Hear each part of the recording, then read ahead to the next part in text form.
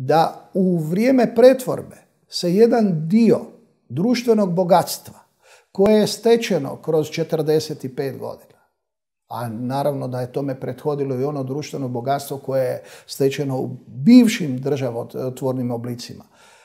Mi imamo situaciju da se u procesu pretvorbe to bogatstvo jednostavno uništava. Da to bogatstvo dolazi u privatne ruke određenog broja pojedinaca koji to ni po jednom pravnom, ni moralnom ljudskom temelju nisu zaslužili. To se nastavlja za vrijeme ratnog stanja, jer dok ljudi ginu, određena grupacija ljudi za to vrijeme stječe kroz različite oblike trgovine i drugih nedozvoljenih ponašanja, stječu enormnu, za običnog građanina, nezamislivu imovinsku korist. To se nastavlja i u procesu privatizacije. Da su ta djela ostala nekažnjena, to bi bila nepravda.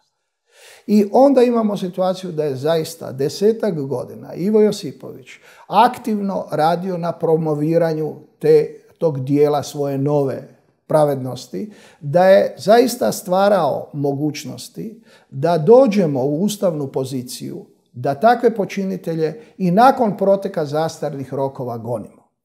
U travnju, koncem travnja 2011.